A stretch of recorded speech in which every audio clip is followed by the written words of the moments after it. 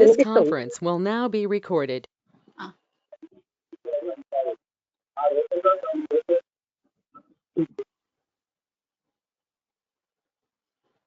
ఓం శ్రీ గురుభ్యో నమః. శ్రీ రామదాస్ ఉపదేశ సారం 5వ రోజు 19th November 2020. In yesterday's verse it is stated the mental or silent mantra japa without sounds or words is the best. The next verse describes ajapa japa, which takes mental japa to the next level. అజప అంటే జపం చేస్తున్నా జపం చెయ్యని stage, అయితే జపం చెయ్యని stage వచ్చేస్తుంది. జపం చేయగా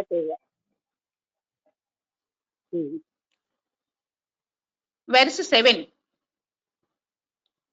ఆజ్యధారయా శ్రోతసా సమం సరళ చింతనం విరలతః పరం. భాగ్యధారయా శ్రోతసా సమం,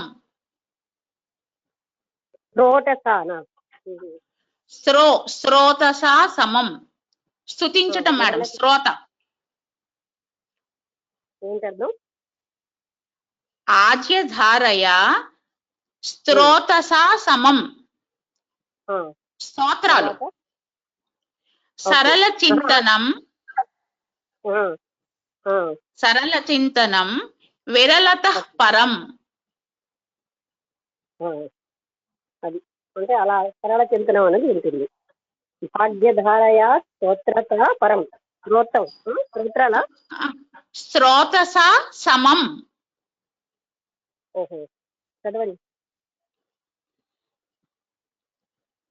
Like an unbroken flow of oil or a stream of water, continuous meditation is better than that which is interrupted.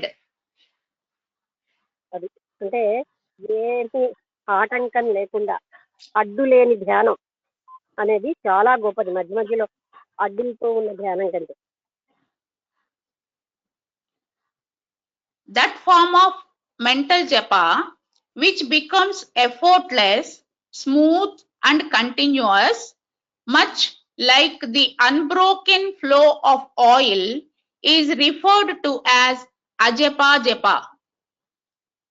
అది ఏదైతే ఇలాగా కంటిన్యూస్ గా అంటే పూర్తిగా అంటే దీపం కంటిన్యూస్ ఆయిల్ ఫ్లో లాగా ఉన్నది చాలా ఉత్తమమైంది, దాన్ని అజపం అంటారు. మేడం మీ వాయిస్ చాలా లోగా వస్తోందండి. వచ్చి మన బ్లూటూత్ మళ్ళీ ఇయర్ ఫోన్స్ పెడతాది. ఎక్స్పెరిమెంట్ కొత్తగా నిన్ననే వచ్చింది madam.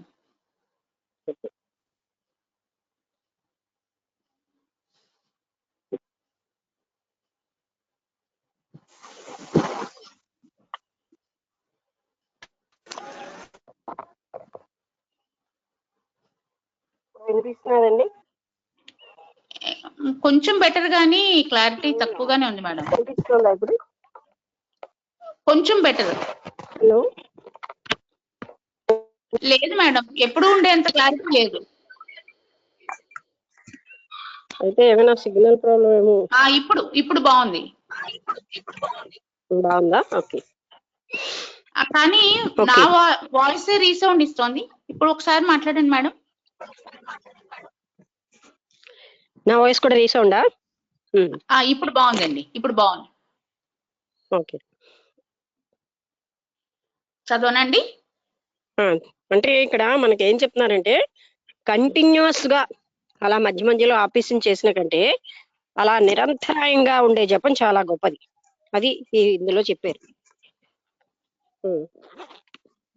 In the previous verse, japa is a deliberate holding of the feeling of the impersonal sense of I am, while in ajapa it is the other way round.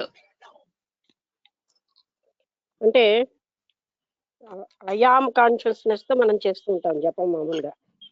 ఈ అజపాలో వేరేగా ఉంటుంది. అంటే జపం చేయబడుతూ ఉంటుంది, నేను చేస్తున్నానని కాకుండా ఇట్ అంటే అది ఒక సహజంగా జరుగుతూ ఉంటుంది. Okay. The, the non-verbal feeling of I am is what holds your attention effortlessly without any interruption. అది అంటే ఇక్కడ మాటలకి చెప్పలేని ఐఆమ్ కాన్షియస్నెస్ అంటే నేను అని, అది ఏమి అంటే ఆ ఐఆమ్ అన్నది ఏంటంటే బాడీని అని కాకుండా అది ఇంటరప్షన్ లేకుండా ఏకత్వం వస్తూ ఉంటుంది, అడ్డు లేకుండా. Ajapa japa is referred to as real meditation, that is dhyanam. అంటే మామూలు జపం చేసాక అజప అనగా అంటే జపం లేకుండానే అందులో కంటిన్యూస్ గా ఆ గాడ్ కాన్షియస్నెస్ లో ఉండే స్టేజ్ వచ్చేస్తుంది. అందుకని దాన్ని ధ్యానంతో కూడా పోల్చొచ్చు. Japa, that is dharana, matures into ajapa, dhyanam, automatically through perseverance, devotion and faith. Perseverance అంటే పట్టుదల, భక్తి, విశ్వాసం ఇవి ఎక్కువగా ఉండడం వల్ల ఈ అజప స్థితి అది ఎక్స్టెండ్ అయిపోతుంది. ఎలాగంటే నిరంతరాయంగా చేయడం అనే స్థితి, అంటే జపం అనేది అజప స్థితికి వెళ్ళిపోతుంది. దేంతో? పట్టుదలతో, పూర్తి భక్తితో, విశ్వాసంతో చేస్తూ ఉంటే జపం నుంచి అజప స్థితి వచ్చేస్తుంది. Not once does the attention move away from the true center of I amness. అది అప్పుడు ఏంటవుతుంది, పూర్తిగా అంటే ఇంకా నేనన్నది లేని ఒక స్టేజ్ వచ్చేస్తుంది అనమాట. అయామ్నెస్ లోని అంటే ఆ అయామ్ ఏమిటి, నేను బాడీని దగ్గర నుంచి నేను ఆ చైతన్య స్థితిని పరమాత్ముని అనే స్థితికి వెళ్ళిపోతుంది అనమాట. ఈ జపంలో అంత పవర్ ఉంది. చెయ్యగా చెయ్యగా చెయ్యగా బాడీ కాన్షియస్ లేని జపం మొదలైపోతుంది. ఆ భగవంతుడితో ఏకత్వం వచ్చేస్తుంది. ఇంకా అక్కడ నేను లేని స్టేజ్ లో ఉంటుంది. The body mind may still appear to be functioning in the world. The senses may still appear to be indulging in the bhoga vasanas. కనిపిస్తాయి, బాడీ మైండ్ ప్రాపంచిక వ్యవహారాల్లో మునిగొన్నట్టుగా, ఇంద్రియాలన్నీ ప్రాపంచికమైన సుఖాలు అనుభవిస్తున్నట్టుగా ఆయన కనిపిస్తూ ఉంటాడు. ఎపియర్ అంటున్నారు, అంటే కనిపిస్తారు వాళ్ళు. At the intoxicating joy of the pure state of I am never once leaves a true bhakta. అంటే ఆ ఇంటాక్సికేటింగ్ అంటే మత్తు కలిగించేటటువంటి అయాం అంటే ఆ భగవంతుడే నేను అనేటటువంటి ఆ కాన్షియస్నెస్ అలా ప్రివైల్ ఉంటుంది అనమాట. ఆయన ఏ వర్క్ చేస్తున్నా అది ఉంటుంది. ఎలా అయితే మనకి ఆత్మ సాక్షాత్కారమైన జీవన్ముక్తుడు అన్ని పనులు చేస్తున్నా తాను చైతన్య స్థితిలో ఉంటాడో, ఈ భక్తుడు కూడా ఆ భగవంతుడితో ఏకత్వంతో ఉంటూనే అన్ని పనులు చేస్తూ ఉంటాడు. An ancient story about Raja Janaka and Sukadev is very illuminating. రాజా జనకుడు తర్వాత సుఖదేవుడి కోసం ఉన్నటువంటి ఒక పురాతన గాథ మనందరికీ చాలా జ్ఞానాన్ని ఇస్తుంది. Raja Janaka, the great king who ruled Mithila, was also a great bhakta and జ్ఞాని. మిథిలా నగరాన్ని పరిపాలించినటువంటి జనకుడు కూడా గొప్ప జ్ఞాని, భక్తుడు కూడా, రెండు ఆయన. Sukadev was the son of the great sage Rishi Vedavyasa. శుకుడు వేదవ్యాసుడి యొక్క కొడుకు అన్నమాట. అంటే ఆయన కూడా చాలా గొప్పవాడే. Sukadev considered himself to be the greatest renunciate among all sages because he did not even wear clothes. సుఖదేవుని మిగతా అందరి మహాత్ముల కంటే చాలా గొప్పవాడిగా పరిగణిస్తారు. ఆయన దుస్తులు కూడా ధరించేవాడు కాదు. was completely naked and had started taking egoistic pride in his spiritual progress. అది అంటే ఆయన పూర్తిగా దిగంబరుడుగా ఉండి ఆయన ఒక రకమైన స్పిరిచువల్ ఆధ్యాత్మిక అభివృద్ధికి అంటే అక్కడ కావలసిన ఎగోయిస్టిక్ అహం తీసుకునేవాడు అంటున్నారు. ఆ ఎగోయిస్టిక్ ప్రైడ్ అనేది ఏమిటో మనం చూద్దాం. His father saw that this was becoming an obstacle in his path for Sukadev. అది అంటే ఈగోయిస్టిక్ ప్రైడ్ అంటే మరి నేను బాగా ప్రోగ్రెస్ అవుతున్నానని అహంతో ఉండేవాడు. అది వ్యాసుడు చూసి ఇతను ముందుకు వెళ్ళడానికి ఇది చాలా అడ్డు తగులుతుంది అని గమనించాడు. Hence, when Sukadev approached him for further spiritual instruction, he advised him to go and meet Janaka.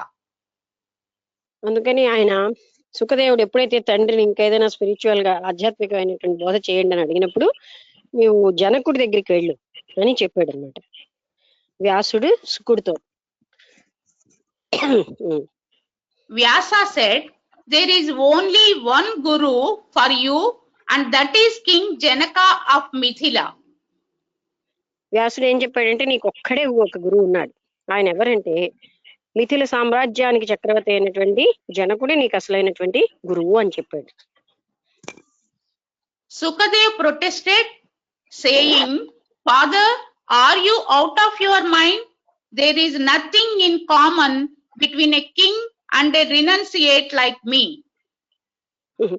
అప్పుడు సుఖదేవుడు అన్నాడు, మీరేమైనా మీకు పిచ్చెత్తిందా ఏంటి?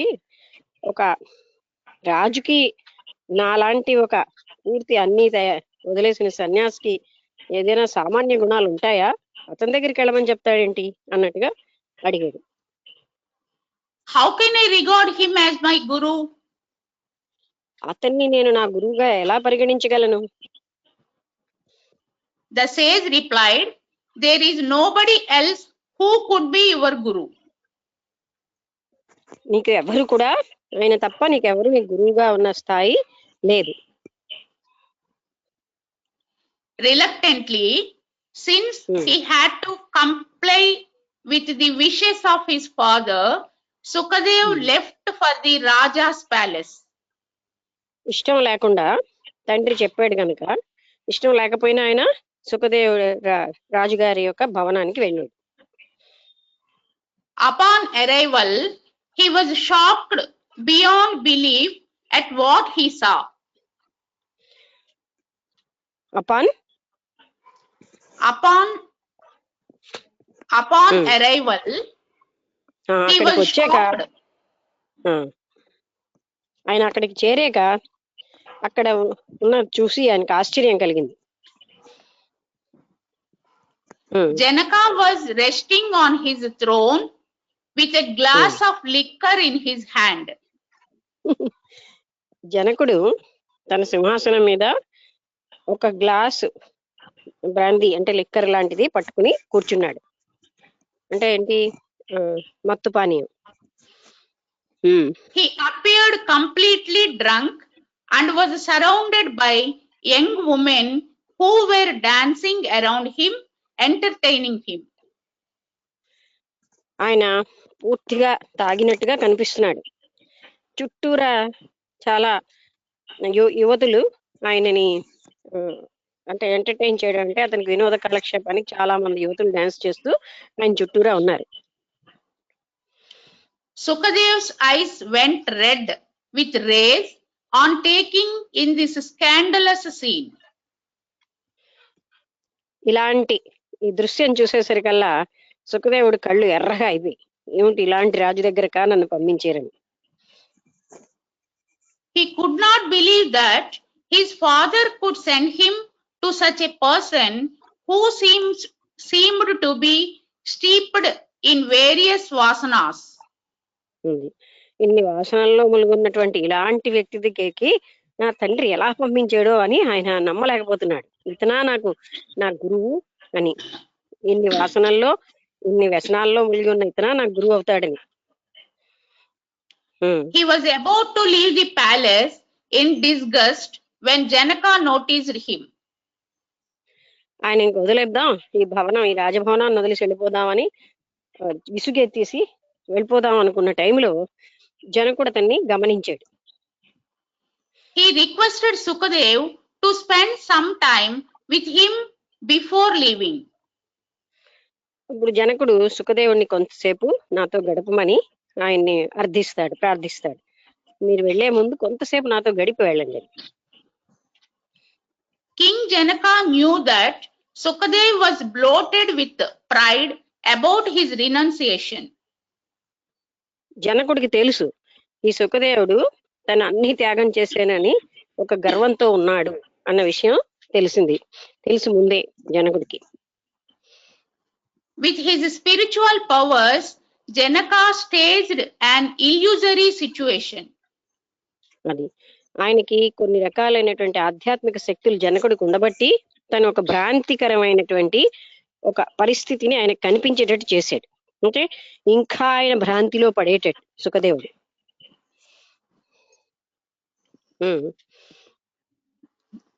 Just as Sukadev sat down next to him, a servant came running in with the news that the entire town was on fire. సుఖదేవుడు జనకుడు పక్కనే కూర్చుని వెంటనే ఒక సేవకుడు వచ్చి మొత్తం ఆ నగరం అంతా కాలిపోతోందని చెప్తాడు. It's all God's will, said Janaka coolly. ఏంటండి? It's all God's will, said Janaka. ఇప్పుడు జనకుడు చాలా శాంతంగా ఇదంతా భగవదేచ్ఛ అంటాడు. After a short while, another report came in that all of the king's court were reduced to ashes. మళ్ళీ ఇంకో సేవకుడు వచ్చి చెప్తాడు మొత్తం ఆ సభ అంతా కూడా కాలిపోయి బూడిదైపోయిందని. God's will, said the king once again. మళ్ళీ జనకుడు దైవేచ్ఛ అంటాడనమాట. అంతే, మళ్ళీ ప్రశాంతంగా. Then followed the news that the king's own palace was on fire. ఇంకొక వార్త వచ్చింది, నీ భవనమే నిప్పు అంటుకుని అది కాలిపోతోందని. All God's will, repeated the king. మళ్ళీ జనకుడు ఏమన్నాడు, ఇదంతా దైవేచ్ఛ అన్నాడు. Sukadev thought that the king was a real fool not to do anything about the fire. సుఖదేవుడు అనుకున్నాడు, ఈ రాజు ఒక మూర్ఖుడు, ఏమీ చేయడానికి ఏంటంటే He was a real fool not to do anything about the fire. నాటుడు అంటే ఏమీ చేయకుండా అలాగా అసలు అంటే అదన్నీ కూడా మండిపోతున్నాయన్నా ఏమీ చేయకుండా ఉండే మూర్ఖుడితను అని అనుకుంటున్నాడు సుఖదేవుడు. After a short while, another report came in stating that Janaka's wife and children had all been burnt to death and that the fire was making its way to his throne. కొంతసేపటికి ఇంకొక అతను వచ్చి, మీ భార్యాపుత్రులు అందరూ కూడా కాలిపోయారు, ఇంకా ఆఖరికి మీ సింహాసనం వరకు కూడా మంటలు వచ్చేస్తున్నాయి. God's will, Janaka replied again. మళ్ళీ జనకుడు అన్నాడు, దైవేచ్ఛ ఇదంతా అని. Seeing that the fire had almost reached them, Sukadev grabbed his tiny bag and took to his heels to save his skin from the approaching fire. ఇప్పుడు ఆ మంటలు దగ్గరికి వచ్చేయడం చూసి సుఖదేవుడు ఏం చేశాడు, తన చిన్న బ్యాగ్ పట్టుకొచ్చాడు, అది పట్టేసుకుని ఆయన దాంట్లోంచి ఆ మంటల్లోంచి తప్పించుకోవడానికి ప్రయత్నిస్తున్నాడు.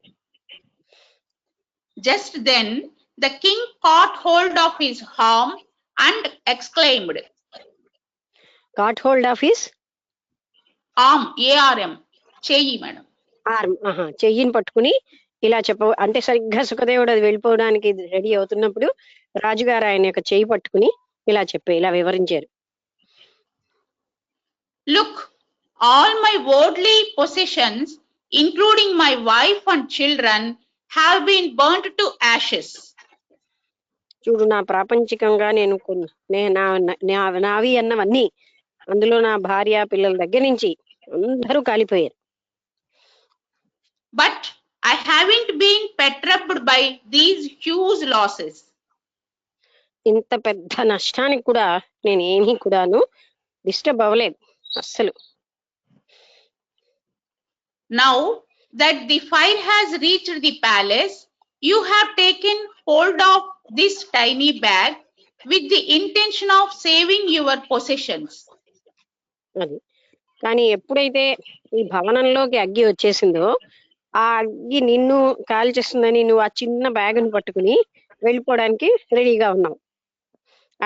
ఆయన ఓనింగ్ ఏంటి? ఆయనది ఒక్క బ్యాగే, జనకుడిదో మొత్తం సామ్రాజ్యం. ఆ చిన్న బ్యాగ్ ఎక్కడ ఇదవుతుందో అని అది పట్టుకుని వెళ్ళిపోవడానికి రెడీ అయిపోయింది. After all, what is your small bag worth compared to what I have just lost? నీ బ్యాగ్ అనగా ఎంత? నేను కోల్పోయిన దాంతో పోలిస్తే నా సామ్రాజ్యం, నా భార్య, పిల్లలు, అన్ని బిల్డింగ్స్ అన్ని కాలిపోయి నా భవనం, దాంతో పోలిస్తే నీ బ్యాగ్ అనగా ఎంత? Further, peering deeply into Sukadev's eyes, Janaka asked him, so tell me now, who exactly is more detached, you or I? అప్పుడు జనకుడు ఆయన కళ్ళలోకి చూసి, నువ్వు ఇప్పుడు చెప్పు, నువ్వా నేనా, ఎవరు ఎక్కువ వైరాగ్యం పొందాము అని అడుగుతాడు. Sukadev realized his mistake and admitted that the king was indeed a true yogi whose renunciation was total.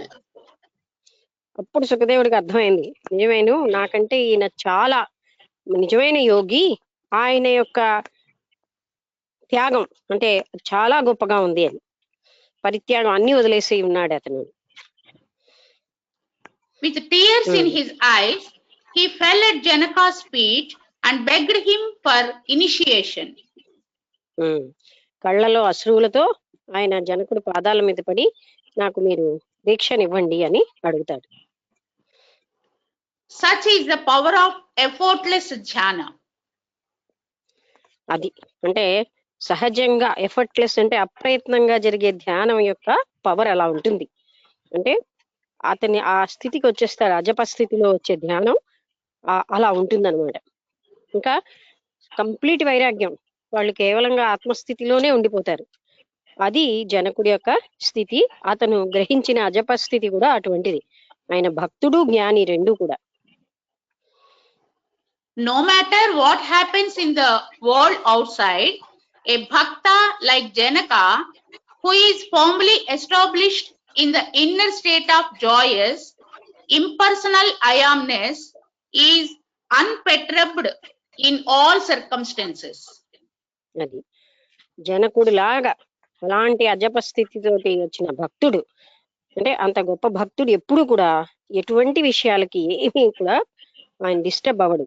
ఆయన అంటే పూర్తి వైరాగ్యంతో నిరంతరంగా ఉంటాడు. నిరంతరం ఆ కనెక్షన్ లో ఉన్నవాడు యొక్క లక్షణాలు అలా ఉంటాయని మనకి తెలియజేయడానికి ఈ కథలో విషయం. జనకుడు ఎంత అన్పర్టర్బ్డ్ అంటే అన్డిస్టర్బ్డ్ గా ఉన్నాడో మనం అందరం చూసాం. అంటే మంటలు పూర్తిగా అన్ని దహించిన, అయ్యో అలాగా అని కూడా అనకుండా అలా కూర్చున్నాడు. Seventh verse complete. ఓకే, ఎవరు చెప్పండి మేడం? హలో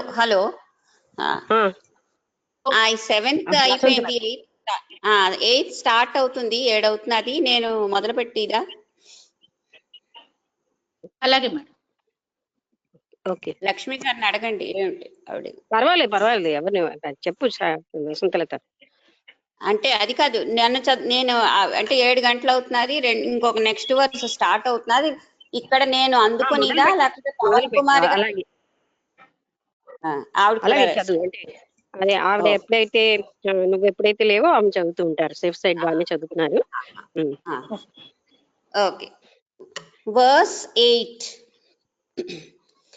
భేద భావనాత్ సోహం ఇత్యసౌ. సహా అహం అంటే భేదభావన లేనటువంటి స్థితిలో నేను ఆయనై ఉన్నాను, పరమాత్ముడిని ఉన్నాయనే స్థితిలో ఉంటాడు భక్తుడు. అంటే ఫైనల్ గా పరమ భక్తి వచ్చేసరికల్లా నువ్వు నేను ఒకటే, నేనే ఆ పరమాత్మ తత్వాన్ని అయ్యాననేటటువంటి సహా అంటే అతనే నేను అనే స్థితిలో కంటిన్యూస్ గా ఉంటాడు ఆయన, ఏ భేద భావన లేకుండా. అది దీని అర్థం. 2 లైన్లు ఉన్నాయి, రెండో లైన్ కూడా ఉంది. భావనాభిద పావని పావనీ మత, భావనాభిద పావనీ మత. భావన స్థితావా హితావా? భిద, BHIDHA, భిద, భా. ఆయన అంటే భావన బిధ తర్వాత భావనాభిద పావనీ మత. అదే అంటే ఆయన మతం అంటే బుద్ధి అన్ని కూడా పవిత్రం అయిపోతాయి. అంటే ఆయన భావన ఎలా ఉందంటే తాను ఏకంగా ఒక్కడే ఉన్నాడు, పరమాత్ముడు తాను ఒక్కడే అయిపోయాడు అనే స్థితిలో ఉంటాడనమాట, భేదం ఏమీ లేకుండా. అందుకని ఆయన యొక్క మతం అంటే బుద్ధి అన్ని కూడా పవిత్రంగా ఉంటాయి.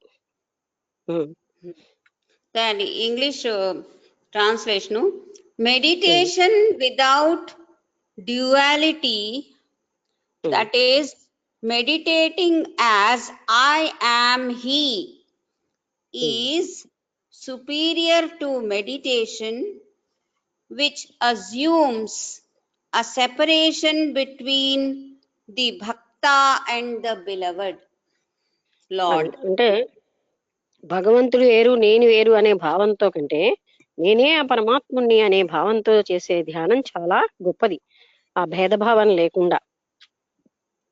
అది అవ్వగలదా? అలా చెయ్యగలం అంటే నేనే భగవంతుణ్ణి అనే అహం కంప్లీట్ గా నశించిన తర్వాత ఆ స్పృహ వస్తూ ఉంటుంది. పూర్తి అహం అంతా పోయాక ఇంకా అహం మిగిలి ఉన్నప్పుడు అది పరభావం ఉంటూనే ఉంటుంది. దైవ కృప వల్ల పూర్తి అహంకారం ఎప్పుడైతే తొలగిపోయిందో నిజంగా కూడా అంతే కదా, ఆ జీవాత్మ అన్నది పరమాత్మ స్వరూపమై ఉంది. అందుకని ఆ స్పృహ వస్తూనే ఉంటుంది. అలాగనే ధ్యానం కూడా చేస్తూ ఉంటారు. లవర్స్ కి కూడా ఏం చెప్తారంటే మామూలుగా అందరినీ ధ్యానం కూడా ఆ పరబ్రహ్మతత్వాన్ని ధ్యానం చేయమంటారు, ఇంకేది కాకుండా. అలా చేయడం వల్ల వన్ విత్ దట్ అన్నది వచ్చేస్తుంది. గ్రాడ్యువల్ గా కానీ సడన్ గా కానీ ఎలాగైనా రావచ్చు. కృష్ణమూర్తి గారు గ్రాడ్యువల్ గా వస్తుంది అనేది ఒప్పుకోరు, ఇదంతా కూడా ఎట్ ఎ టైం అయిపోతుంది అంటారు. అక్కడ కంటిన్యూస్ గా జరిగేది కాదు అది, అక్కడ టైం తో సంబంధం లేకుండా జరుగుతుందని. అవును, ఒకసారి మీరు ఇది ఎగ్జాంపుల్ కూడా ఇచ్చారు కదా, ఏదైనా ఆపద వస్తే సడన్ గా ఎలాగైతే మనం అవేర్ అయిపోతామో అలాగే ఇది కూడా సడన్ గా అయిపోతుంది అని చెప్పారు కదా ఒకసారి. అంటే commentary. The earlier verses speak of the contemplator and the object of his contemplation, the beloved Lord in brackets. అంటే ఇంతవరకు చెప్పినటువంటి శ్లోకాల్లో అతను ధ్యానం చేసేవాడు, ధ్యానం చేసేది అనే దాని మీదే మాట్లాడారు. అంటే భగవంతుడు భక్తుడు అని అలాగా మాట్లాడారు ఈ కింద ఇంతవరకు అయినటువంటి శ్లోకాల్లో. ఇప్పుడు భగవంతుడే తాను అనే స్థితిలో చెప్తున్నారు, అది ఆ డిఫరెన్స్ చెప్పడానికి చెప్తున్నారు అన్నమాట. Contemplation. There is an assumed separation between the two. There is an assumed separation between the two. అంటే అందులో ఊహాత్మకమైనటువంటి భేదభావం కూడా ఉంది. అస్యూమ్డ్ అంటే భక్తుడు వేరు భగవంతుడు వేరు అన్న భావంతోనే ఇంతవరకు చెప్పబడింది. Next paragraph. The transition from loud to soft to silent mental japa is possible through intense longing, abidance and surrender. Until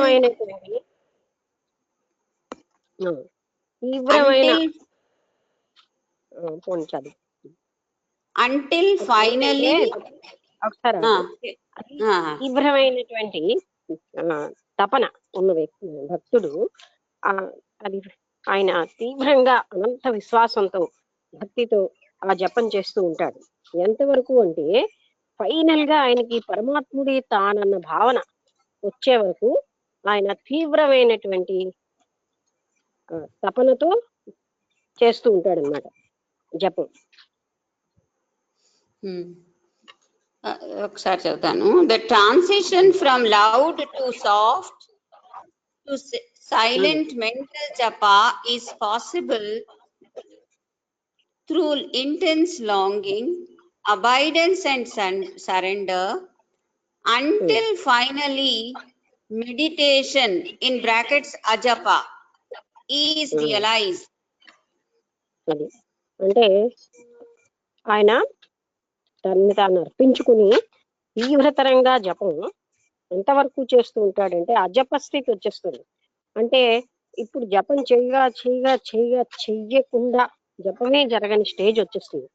అంటే ఆయన ఏదో రామ రామ రామ రామ అంటున్నా కూడా అనకుండా ఉన్న స్థితి ఆయనకి సంభవించేస్తుంది. అనకుండా అంటే మరి అది జరిగిపోతూ ఉంటుందా? అనకుండా లయం అయిపోతుంది, జపం లయం అయిపోతుంది. టార్గెట్ రీచ్ అయిపోతుంటే జపం లయం అయిపోతుంది. అంటే జపం చేసేవాడు వేరుగా ఉండడు, వన్నెస్ వచ్చేస్తుంది.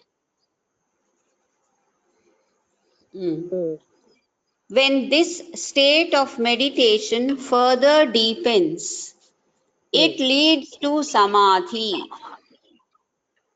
అది ఇంకా తీవ్రం అయిపోతుంటే అది సమాధి స్థితికి వెళ్ళిపోతుంది. This verse describes the state of samadhi. అంటే ఇప్పుడున్న ఇది చెప్పేది ఏంటి? ఏకత్వానుభూతి వచ్చేసిందంటే దాన్నే మనం అంటాం కదా, ఆ నిరంతరంగా ఆ చైతన్యంలో ఉండడమే సమాధి అని వర్ణిస్తున్నారు. అందుకని దాంతో ఏకత్వానుభూతి వచ్చిందంటే దీన్ని సమాధి స్థితిగా వివరిస్తారు. When this happens, all names and forms disappear, and what arises is only a deep sense of blissful I amness. అది అంటే అప్పుడు మొత్తం రూపనామాలు అన్నీ పోతాయి. అక్కడ ఉన్నది కేవలంగా అయామ్నెస్. అంటే ఇక్కడ ఉన్న అయామ్ ఏమిటి? నేను ఆ పరమాత్ముడిని అయి ఉన్నానన్న స్థితి ఒక్కటే మిగులుతుంది. ఇంకా అక్కడ అంటే ఆ జపం అన్ని అయిపోయాక అజప స్థితి వచ్చేసరికల్లా ఆయనకి రూపనామాలతో ఉన్న జగత్తంతా విలీనం అయిపోయి తాను పరమాత్ముణ్ణి అనే భావన తిష్ట వేసుకుని అంటే స్థిరంగా ఉండిపోతుంది. Next paragraph. This feeling of an impersonal I arising from within destroys the illusion of duality. That is, a subject that is separate from the object. ఈ ఐ నేనే ఆ పరమాత్ముని అనే స్థితి వచ్చేసరికల్లా అప్పుడు అతనిలో ద్వంద్వం పోతుంది. పరమాత్ముడు నేను వేరుగా ఉన్నాన అతను అవన్నీ కూడా పూర్తిగా నశించిపోతాయి. The devotion is turned inwards to find that the devotee himself is the Lord. అది అప్పుడు డివోషన్ అనేది అంతర్ముఖం అయిపోయి డివోటీకేమో తానే ఆ భగవంతుణ్ణి అనే స్థితి వస్తుంది. The outward deity of worship merely reflects the joy and bliss which the devotee as any bracket hyphens machina always and already is.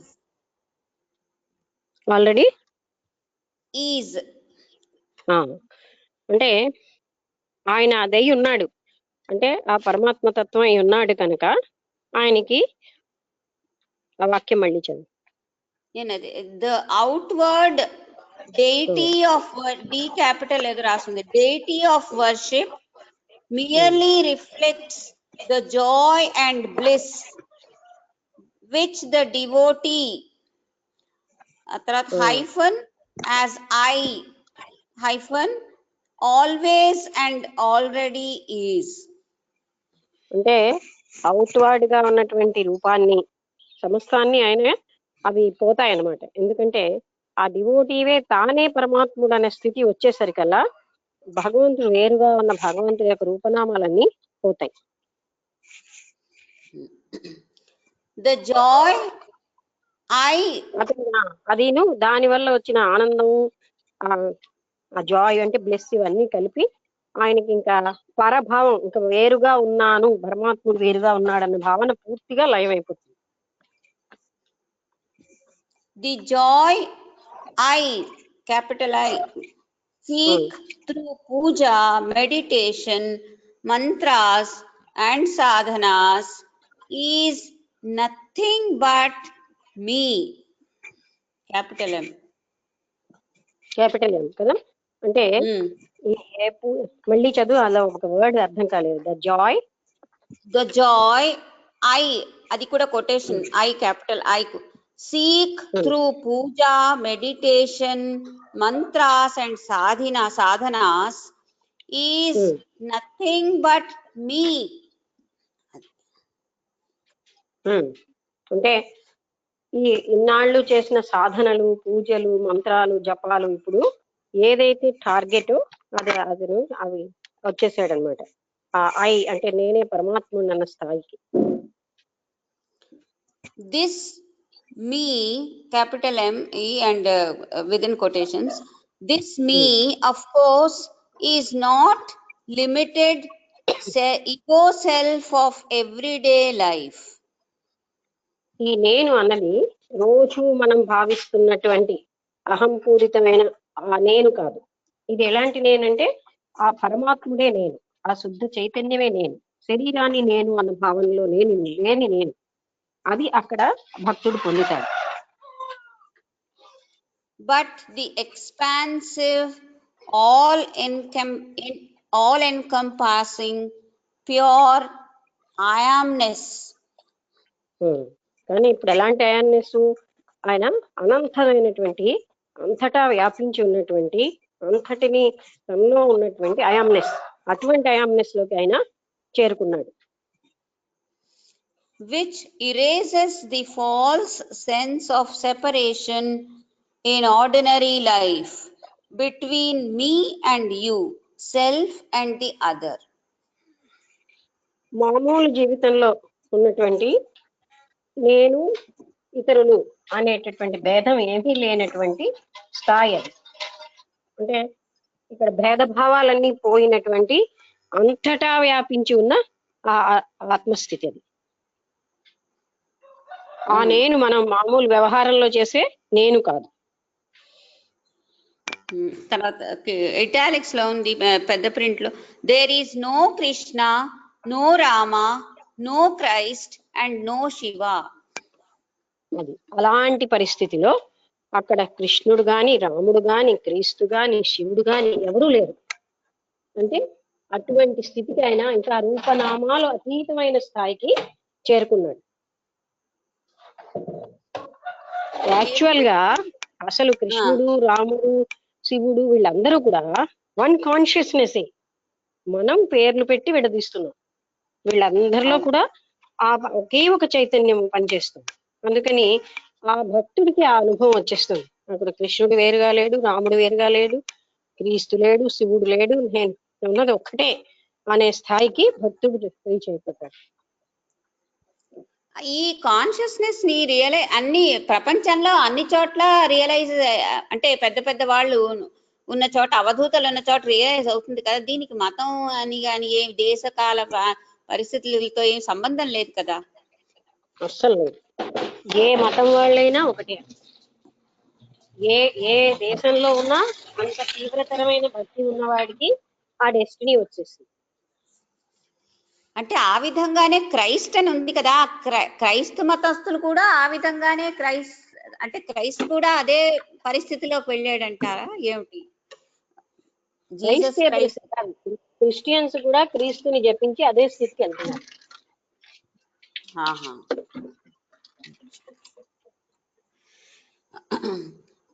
వాళ్ళు భక్తి మార్గంలో వెళ్తారు.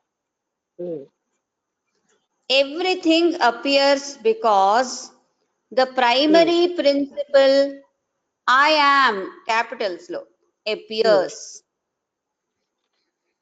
అన్ని ఎందుకు అలా అయిపోతాయంటే నేను పరమాత్మ తత్వాన్ని అయి ఉన్నాను అన్న భావన వల్ల ఇది ఇలాంటివన్నీ సంభవం. The I am is prior to all. I am అంటే ఏంటి? నేనే ఆ పరమాత్మ పరమ చైతన్యాన్ని అన్నది వీటన్నిటికంటే చాలా ప్రముఖమైనది. Without I am capitals quotations లో can anything even be recognized, let alone worshipped? Can anything be recognized? Without I am, can anything even be recognized, let alone worshipped? Can anything even be recognized? అంటే I am అనే స్థితి లేకపోతే దేన్నైనా మనం గుర్తించగలమా? అంటే ఏంటి? ఆ పరమాత్మ చైతన్యమే అన్నిటికీ మూలం. అదే గాని లేకపోతే నేనే ఆ పరమాత్మ చైతన్యాన్ని అయ్యేననేటటువంటి స్థితి అదే గాని లేకపోతే దేన్నైనా గుర్తించగలమా? అంటే ఏమిటనే అర్థం? మనకి త్రిపుర రహస్యంలో కూడా చెప్పారు, సమస్తము పరమాత్మ చైతన్యంతోనే ఉంది. ఉన్నది ఒక్కటే, అంటే ఏకమేవ అద్వితీయం బ్రహ్మ, ఒక్కటే ఉంది, అదే ఉంది, ఇంకేమీ లేవు. అందుకని అది లేకుండా దేన్నైనా మనం గుర్తించగలమా? Even in the sentence I am he, what precedes the word he is the expression I am. అక్కడ సహ అహం అంటే I am he, I am he అండంలో that he is also that one consciousness I am, అంటే మళ్ళీ ఆయన కూడా నేనై ఉన్నాను అనే స్టేజ్ అక్కడ వస్తుంది. When devotion matures, all objects disappear and the attention falls back to the subject, in brackets I am, and remains. భక్తి పరిపక్వత వచ్చిందో అన్ని అంటే రూపాలు కూడా లైవ్ అయిపోతాయి, ఆబ్జెక్ట్స్ ఏమీ ఉండవు, ఒక్క ఆ నేను అన్న స్థాయి ఒకటే ఉంటుంది. ఆ నేను అంటే ఆ సుప్రీం కాన్షియస్నెస్ నే నేను అన్న స్థాయి, అంటే అక్కడ ఉండదు, ఆ భావం కూడా ఉండదు, ఒక సుప్రీం కాన్షియస్నెస్ ఉంటుంది, అదే అయామ్గా ఉంటుంది. Falls back to the subject I am and remains in that state prior to all names, forms and distinctions. ఇంకా అదే స్థాయిలో ఉండిపోతాడు భక్తుడు. అంటే ఇన్నాళ్ళు ఇన్ని రూపనామాలు ఇవన్నీ ప్రాపంచికంగా వేరు వేరు వస్తువులు పేర్లు ఇవన్నీ ఉన్నా ఆ అయాం అనే కాన్షియస్నెస్ నేనే ఆ పరమాత్మ స్థితిని అని వచ్చినప్పుడు ఇంకా ఏ రూపము ఏమీ ఆయనకి ఉండదు. ఈ వర్స్ అయిపోయింది, ఈ verse 8 is over, verse 9 will start. అంటే ఇందులో ఏమిటి చెప్తున్నారు మనకి ఒకసారి ఆలోచిస్తే, భగవంతుడి అజప స్థితికి వచ్చేసరికల్లా ఆయనకి ఇంకా రూపనామాలన్నీ విలీనం అయిపోయి తానే పరబ్రహ్మ స్వరూపం, ఇంకా తాను కూడా ఇంకా ఇన్ని ఏ నామంతో లేనటువంటి పరమాత్మ తత్వం అన్నది ఈ రూపాలన్నీ విలీనం అయిపోతాయి. రాముడు, కృష్ణుడు, శివుడు, ఆయన తానే పరబ్రహ్మ స్వరూపం అయిపోయి ఉంటాడు. ఇప్పుడు అంటే సబ్జెక్ట్ ఒక్కటే ఉంటుంది, ఈ ఆబ్జెక్ట్లన్నీ విలీనం అయిపోతాయన్న విషయం మనకి మిగతా అన్నిట్లోని అదే కదా చెప్తున్నారు. అన్ని మనం ఇప్పటి వరకు చదివిన గ్రంథాలన్నిట్లోని కూడా ఇదే పాయింట్. ఫైనాలిటీ ఇస్ దట్ భక్తి వల్ల వెళ్ళినా జ్ఞానం వల్ల వెళ్ళినా అదే విషయాన్ని అందరూ రీచ్ అవుతున్నారు. అంటే అది భక్తి వల్ల అదే స్థితి వస్తుంది, పరాకాష్ఠ వచ్చేసరికి జ్ఞానం వల్ల కూడా అదే స్థాయి. అంటే there is only one supreme consciousness, ఒకే ఒక సుప్రీం కాన్షియస్నెస్ లేదా పరమ చైతన్యం ఉన్నది, మరి ఏమీ లేదు అనేది అది సత్యం కనుక ఫైనల్లీ అక్కడికి అందరూ వస్తారు. అదేనా మీనింగ్? అంటే అబ్జర్వర్ ఉండడు, అబ్జర్వింగ్ ఆబ్జెక్ట్ ఉండదు, అబ్జర్వింగ్ ఈ మూడు ఉండవు.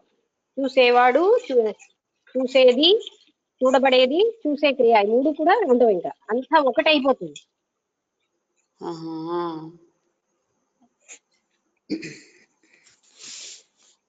తాను వేరుగా ఇంక ఉండడు, పరమాత్ముడు వేరుగా ఉండడు. ఆ త్రిపుటి అంటారు దీన్ని. ఇది మూడు ఒకటి అయిపోతాయి. ఎక్కడ మూడు ఉన్నా దాన్ని మూడు అంటాం కదా, త్రిపుటి.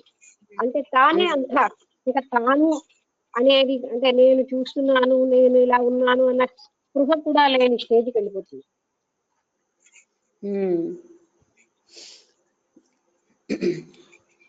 అందుకే ఉప్పు బొమ్మ సముద్రంలో కలవడంతో పోలుస్తారు. ఉప్పు బొమ్మ సముద్రం లోతు ఎంతో తెలుసుకోవాలని వెళ్ళిన తర్వాత ఉప్పు బొమ్మ కూడా సముద్రంలో లీనం అయిపోయింది. ఎంత లోతో తెలుసుకునే స్థితి లేదు అక్కడ, తాను లీనం అయిపోవడం వల్ల. ఇది అలా పోలుస్తారు ఫైనాలిటీ. వర్స్ 9 భావశూన్య సద్భావ సుస్థితిః. భావశూన్య సద్భావ సుస్థితిః భావనా బలాత్. చదువుమండి. భావశూన్య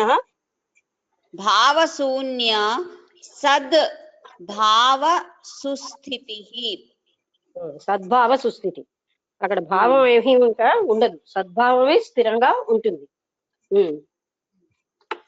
భావనా బలాత్ భక్తిర్ ఉత్తమ. భావనకి ఆవల భక్తే, ఉత్తమమైన భక్తే అక్కడ స్థిరంగా ఉంటుంది. అన్ని భావనలకి అతీతంగా ఆవల. A state of void free from thought is gradually attained, making abidance in the background state of I am complete. This is supreme devotion. అంటే నేను పరిపూర్ణుడిని అనే స్థితి ఆయనకి వచ్చేస్తుంది. అక్కడ శూన్య స్థితి, ఏ భావనలు లేని ఒక శూన్య స్థితిని ఆయన పొందుతాడు.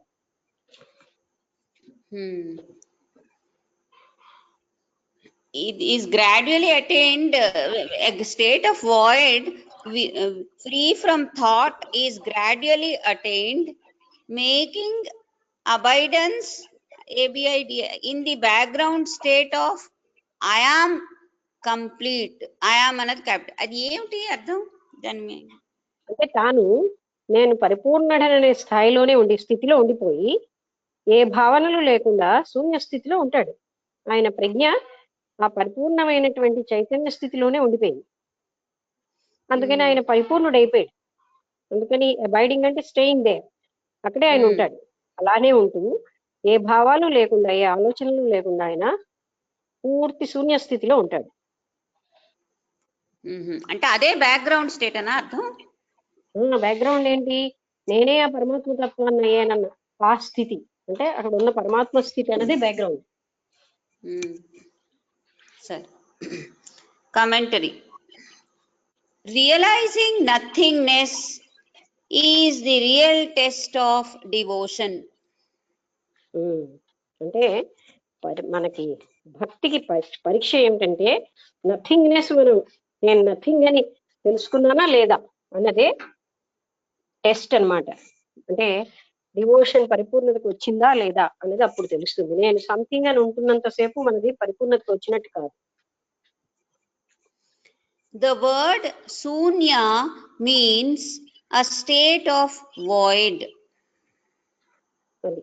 శూన్యమన్నా వాయిడ్ అన్నా అంటే ఏమీ లేని స్థాయి, శూన్య స్థితి. వాయిడ్ అంటే ఇంగ్లీష్ లో అంటాం, అది శూన్య స్థితి. అంటే ఏ ఆలోచనలు, ఏ భావము లేని ఆ స్థితి.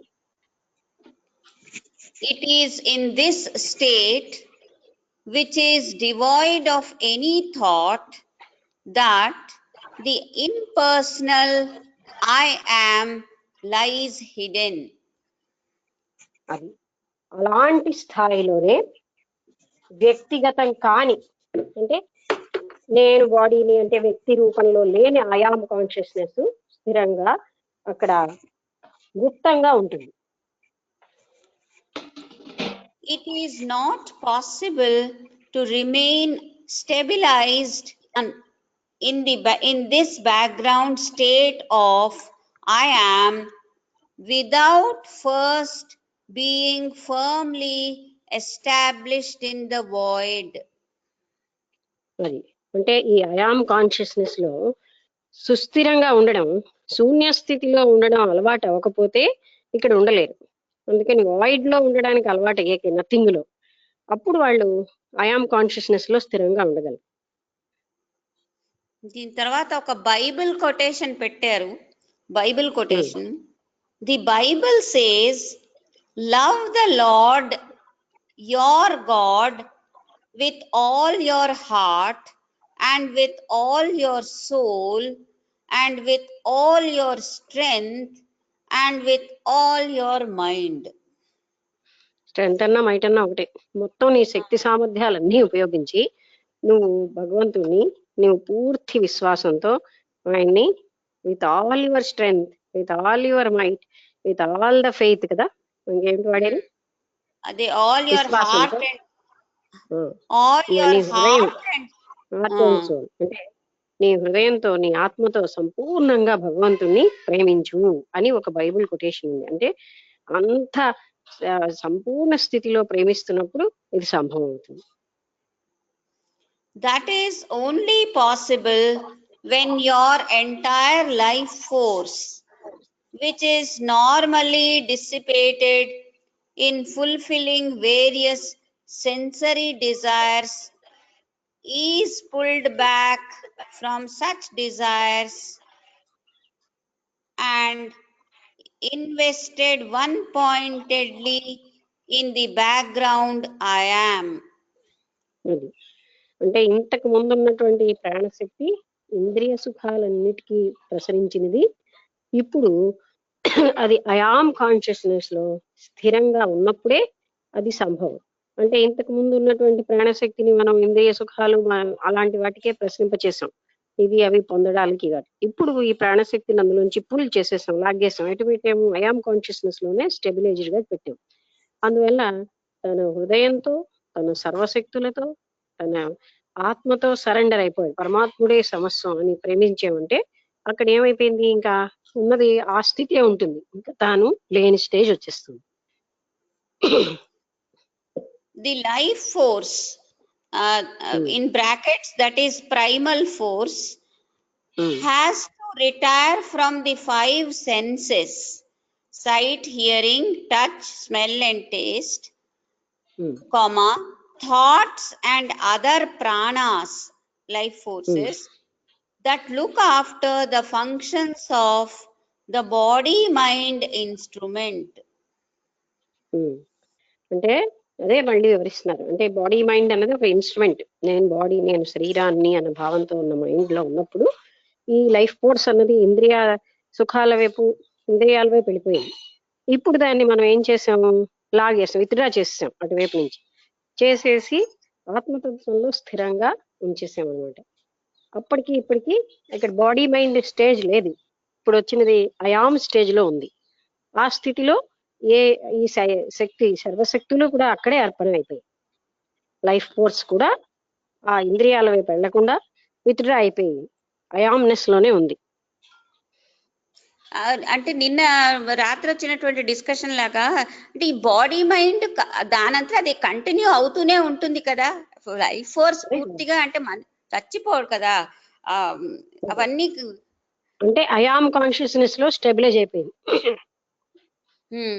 మరి functions of body mind instrument నుంచి తీసిస్తాలి అంటే ఆ ఫంక్షన్స్ అవుతూ ఉండాలి కదా, లేకపోతే మనిషి మైండ్ తో చెయ్యరు, అక్కడేమో సుప్రీం ఇంటెలిజెన్స్ తో జరుగుతాయి పనులన్నీ.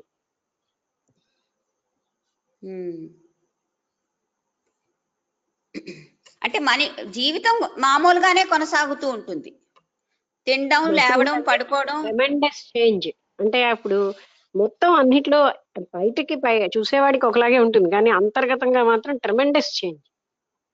బాడీ మైండ్ ఉన్నప్పుడు ఉన్న స్థితే వేరు, ఆ స్థితే వేరు. అచ్చా, బాడీ మైండ్ అంటే ఏమిటి అర్థం? బాడీ హైఫన్ మైండ్ అంటే నేను శరీరాన్ని అన్న భావంతో ఉంటుంది కదా మనలో ఉన్న మనసు, ఆ అచ్చా, స్థితిని దాటం. దాన్ని బాడీ మైండ్ అంటారు. ఓకే, సరే. This is real abidance in the source. Italics లో ఉంది సోర్స్. దిస్ అంటే ఈజ్ రియల్ ఆ సోర్స్ అబైడెన్స్. ఏంటంటే ఆత్మ చైతన్యమే సోర్స్. అందులోనేమో అబైడెన్స్ అంటే అందులో నివాసం స్థిరంగా ఉండడం. Such abidance happens quite naturally and effortlessly during the deep sleep state. అది అంటే మనకి డీప్ స్లీప్ స్టేట్ లో కూడా అటువంటిది జరుగుతూ ఉంటుంది. అంటే సహజంగా, ఎఫర్ట్లెస్ గా, అప్రయత్నంగా అది సంభవిస్తూ ఉంటుంది. The five senses are inoperative. Thoughts are absent. The life force is withdrawn from the body-mind instrument. అది అంటే ఆలోచనలు ఉండవు, అది ఇంద్రియాలు కూడా పనిచేస్తూ ఉండవు. అంటే ఇనాపరేటివ్, వాటి పని అన్నది ఉండదు వాటికి. తర్వాత బాడీ మైండ్ ఇన్స్ట్రుమెంట్ నుంచి ఈ ప్రాణశక్తి విత్డ్రా అయిపోతుంది. అంటే అక్కడ అవ్వడానికి, అది యాక్టివ్ గా ఉండడానికి తేడా ఏంటంటే ఇంద్రియాల వైపు ప్రాణశక్తి ప్రసరించదు. And yet we remain immersed in the most blissful and joyous state of I am.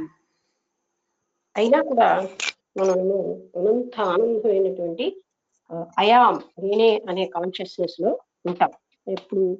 అలా అన్ని జరిగాక అప్పుడు ఆ పరమ చైతన్యావస్థలో తాను అన్న స్థితిలో ఉంటాడు. తాను అంటే ఈ తాను అని కాదు, అదే తాను అయిపోయిన స్థితి, అందులో ఉంటాడు. Next అంటే paragraph. Small I am, big capital letter అయామ్కి వెళ్ళడం. స్మాల్ అయామ్ అంటే మైండ్ బాడీ కాన్షియస్నెస్. ఆ క్యాపిటల్ అయామ్ అంటే ఐఆమ్ దట్ వన్ ఆమ్నిపోటెంట్ అనే దానికి వెళ్తున్నాడు భక్తుడు.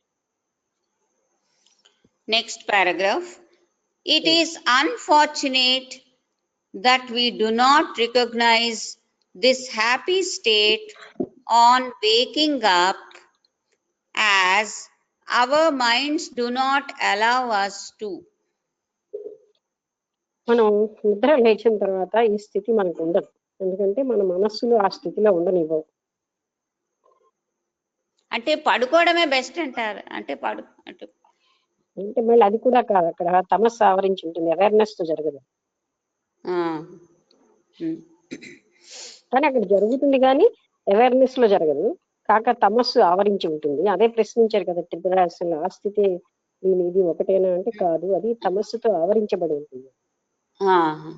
అంటే మనం అందరం పడుకునేటువంటి ఆ పరిస్థితి అనేది ఇప్పుడు చెప్పిన పరిస్థితికి సమం కాదు కదా, అది వేరు ఇది వేరు అనుకుంటా. అక్కడ అవేర్నెస్ లేదు. అలాంటి స్థితి వచ్చినా అంటే ఇంద్రియాలు పనిచేయవు, ఆలోచనలు ఉండవు, అవన్నీ రైటే, కానీ అక్కడ ఎరుకతో జరగటం లేదు. సరే, that is why we must realize this state in our meditation, wherein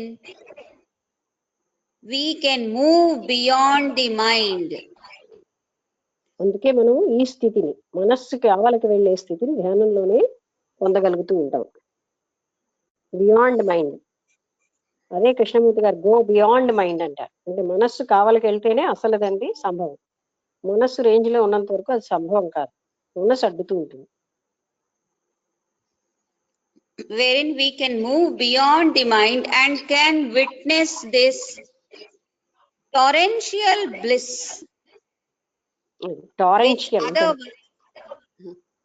which otherwise lies hidden under the veil of Maya or ignorance. ఇది ఇంతకాలం ఏమైంది, మాయ కిందని అది దాంకునుంది. అంటే మాయ కమ్మేసింది. టారెన్షియల్ బ్లిస్ అంటే అంత అంటే తీవ్రతరమైన ప్రవాహంతో వచ్చే అత్యద్భుతమైన ఆనందాన్ని మాయ కమ్మేసింది. అది ఇప్పుడు ఏమిటి చేయింది? మాయని ఆవలికి వెళ్ళిపోయాను. మనస్సు కావలికి వెళ్ళిపోవడం అంటే, నేను కావలి వెళ్ళిపోయడం అంటే మాయని ఆవలికి వెళ్ళిపోయాను. అప్పుడు ఆ డివోటి అటువంటి చాలా ప్రవాహపూరితమైనటువంటి ఆ పరమాత్మ ఆనందంలో మునిగిపోయి ఉంటాడు. Next paragraph. Beyond the objectless state of void, I find myself worshipping my own self, capital S, self, with my entire attention, energy, strength, and love. అంటే బియాండ్ ది, అక్కడ మళ్ళీ మర్చిపోయించాడు. Beyond the objectless state of void, అంటే ముందేంటి, I find- ఒక రకమైనటువంటి శూన్యం వచ్చేసింది. ఏ objects లేని ఒక శూన్యం నుంచి ఆయన ఆ ఆత్మ చైతన్యానికి వెళ్ళిపోవడం. అందులో ఆత్మ చైతన్యాన్ని అక్కడ పూజించబడుతోంది. అదే అంటే దాన్ని ఆరాధించబడేటటువంటి ఆ చైతన్యము విత్ ఆల్ మైట్, మొత్తం అంత సమర్థతతోటి అక్కడ పూజించబడడం అంటే వేరుగా ఉండదు, కానీ అలా మాట్లాడుతున్నారు. అది అదే ఎంతో గొప్పది అని అటువంటి స్థాయిలో ఉండిపోతాడు. After such a realization, I remain continuously aware of myself as a pure state of impersonal I am. Full stop. అప్పుడు ఈ ఐ అన్నది వ్యక్తిగతం కాని ఇంపర్సనల్ అయామ్లో నిరంతరాయంగా ఉండిపోతుంది.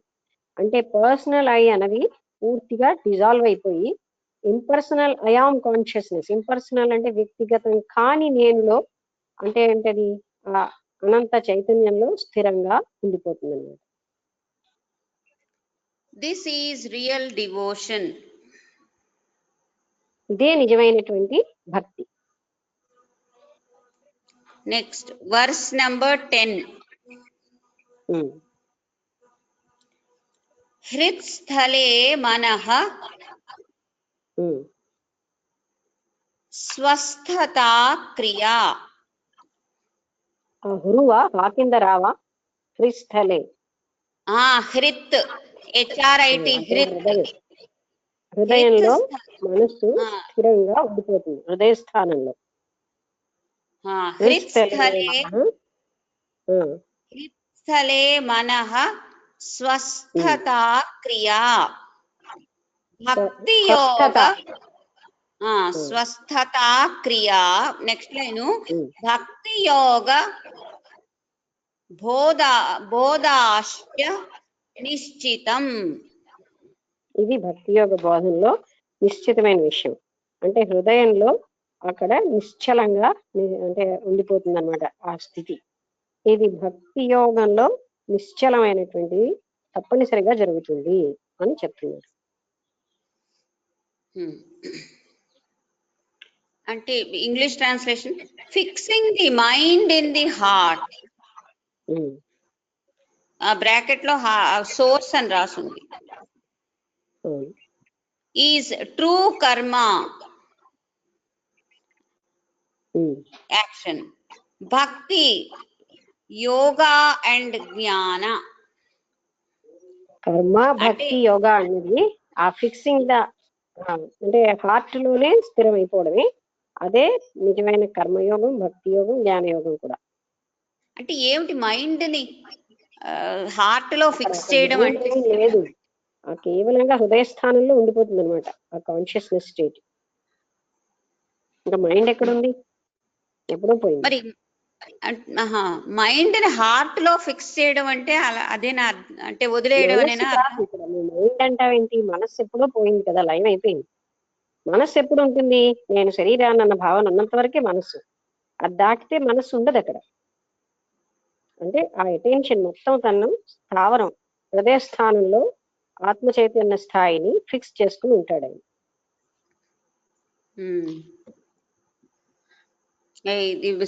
గీతా శ్లోకంలో ఒక చోట ఉంది, అది మనోహృది నిరుధ్యచ అని రాశారు. అదే అలాగే అనిపిస్తున్నది, జ్ఞాపకం వచ్చింది. మనోహృది నిరుధ్యచ. కానీ ఇక్కడ అతనికి ఆల్రెడీ ఇతను దాటేశాడు అవన్నీ. ఇప్పుడు ఏంటి, తన హార్ట్ సెంటర్ లోనే ఉంటాడు అనమాట. కాన్షియస్నెస్ అంతా హార్ట్ సెంటర్ నుంచి హృదయ స్థానంలో ఉంటాడు. Commentary. This verse is actually the very essence of Sri Ramana's teachings. ఇది రమణ మహర్షి చెప్పే టీచింగ్ యొక్క ఎసెన్స్, ఆ స్థాయికి వెళ్ళమని. Advaita, in brackets non-duality, is not a path but the destination itself. అది అద్వైతం ఒక భాగం కాదు, అది మన యొక్క డెస్టినేషన్, చేరుకోవాల్సిన గమ్యమే అద్వైతాన్ని.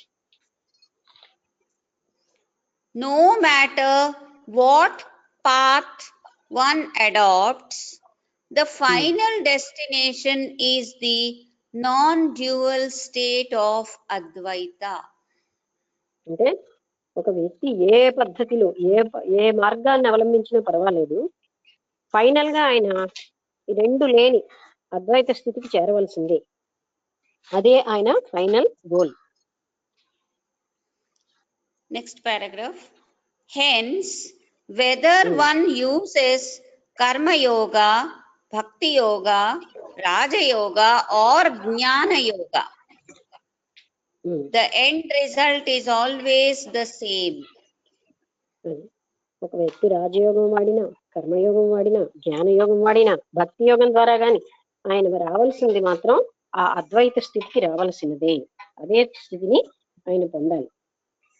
అది డెస్టినేషన్ గాని అది మార్గం కాదు, ప్రతి వాళ్ళు అదే పొందవలసిన స్థితి. Is always the same. The mind slows down its outward thrust, makes a U-turn, and delving deep within eventually merges with its source. అది మనస్సు దాంతో కంప్లీట్ గా లయం అయిపోతుంది. సోర్స్ అంటే ఏది, చైతన్యంలో లయం అయిపోతుంది మనస్సు. సోర్స్ కి బ్రాకెట్ లో వాళ్ళు రాశారు ద స్పిరిచువల్ హార్ట్ అని రాశారు. అంటే ఇక్కడ సోర్స్ అంటే అసలు ఆత్మ చైతన్యం. ఆత్మ చైతన్యం ఇప్పుడు హార్ట్ స్థానంలో ఉండిపోయింది. అటువంటి దాంట్లో ఆ మైండ్ మర్జ్ అయిపోయింది. Next paragraph. The mind here does not refer to the usual inflowing or outflowing thoughts of everyday life. ఇక్కడ చెప్పిన మనసు బాడీ మైండ్ కాన్షియస్నెస్ లో బయటికి లోపలికి వెళ్ళే మనసు కాదు, లోపలికి వెళ్ళే ఆలోచనలు కాదు. Which have already been arrested much earlier in the case of the advanced seeker. అది ఎప్పుడో అరెస్ట్ అయిపోయింది. అంటే ఆ మనస్సు లేని స్థాయిలోనే ఇంకా ఎన్నో జరుగుతున్నాయి కదా, అందుకని ఆ మనస్సు ఎప్పుడో లయం అయిపోయింది అడ్వాన్స్డ్ సీకర్.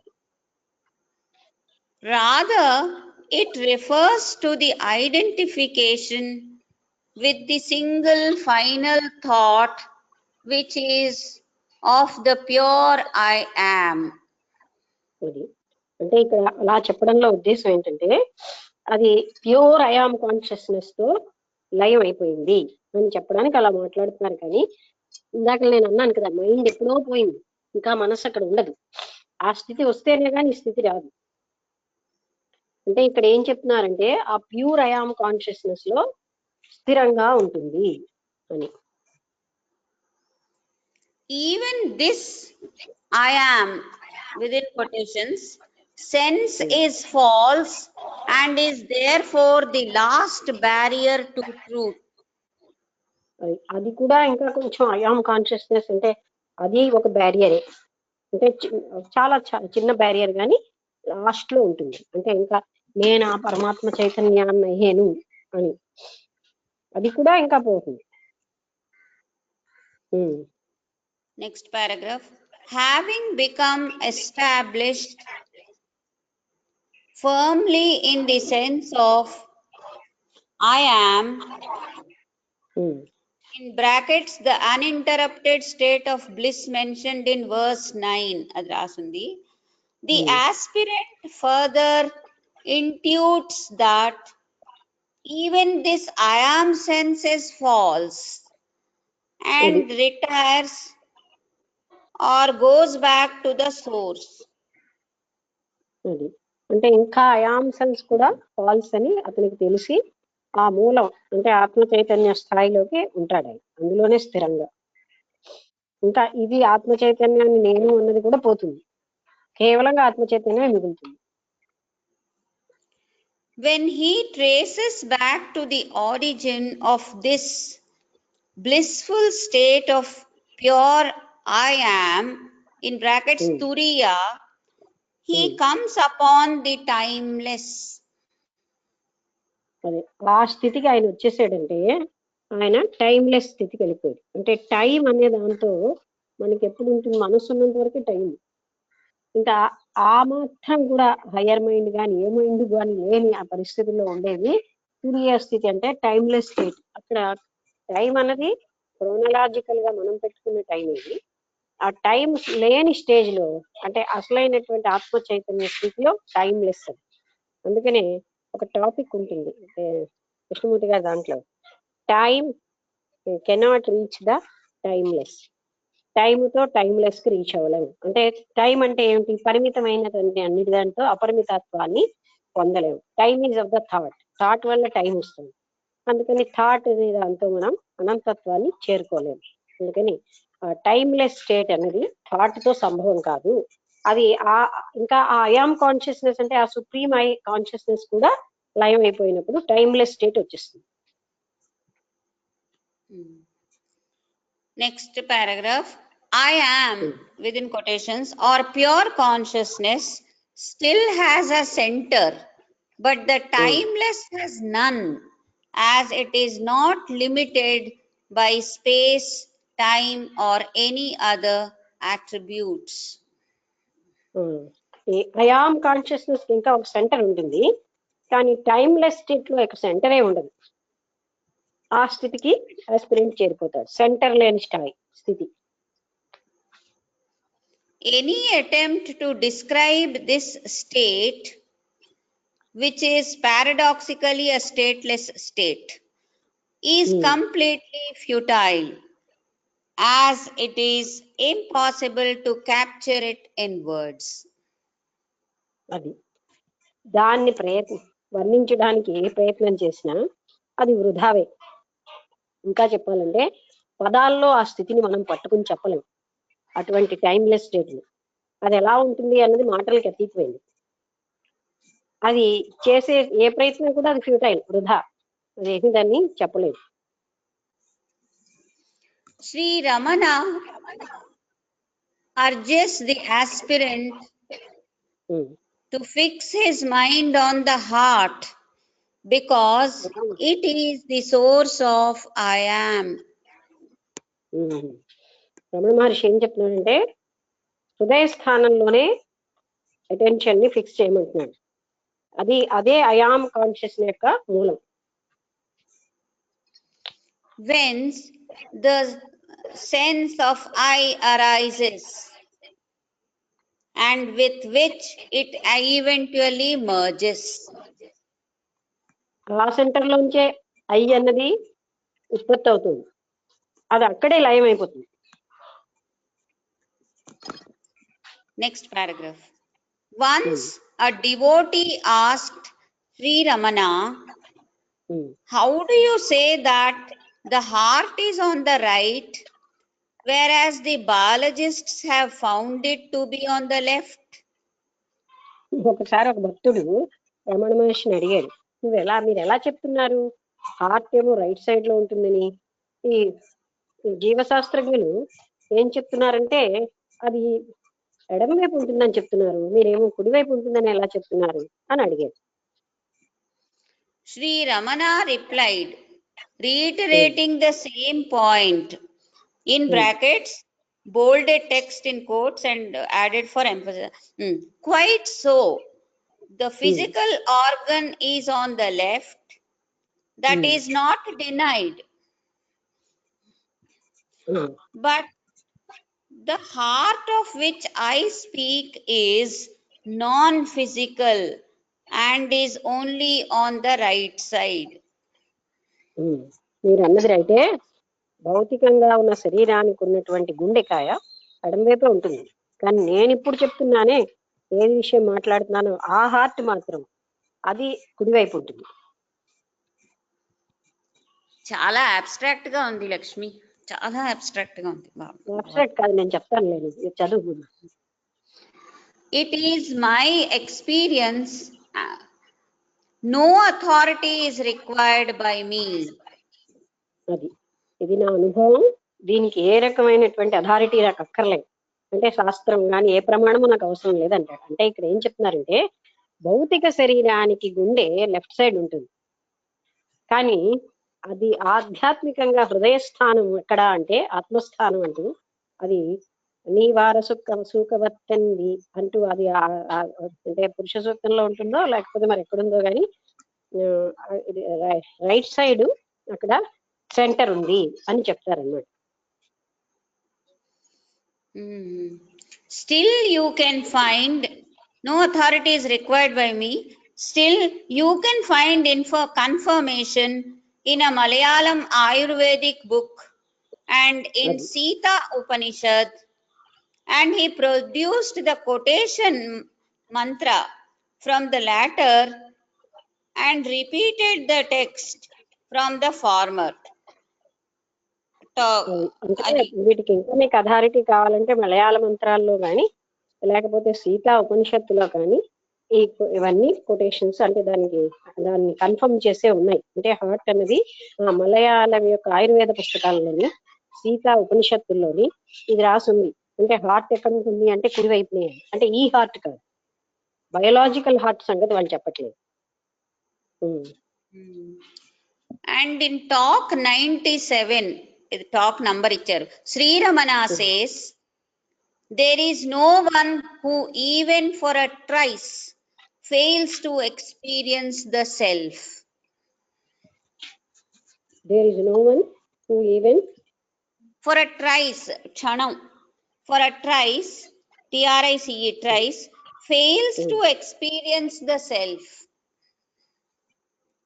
అంటే fails అన fails to experience ప్రతి క్షణం ఎక్స్పీరియన్స్ అవుతూనే ఉంటుందని అర్థం. సెల్ఫ్ అనేది ప్రతి క్షణం కూడా ఎక్స్పీరియన్స్ అయి ఉంటుంది, ఒక్క క్షణం కూడా ఎక్స్పీరియన్స్ అవనిస్తాను క్షణం లేనే లేదు. For no one admits that he ever stands apart from the self. అది ఎవరు కూడా నేనేమో ఆత్మ కంటే వేరుగా ఉన్నానని ఒప్పుకోరు. He is the self. The self is the heart. The self is the heart. Italics lo. అదే ఆ హృదయ స్థానమై ఉంది self. Next paragraph. In deep sleep you exist, semicolon, awake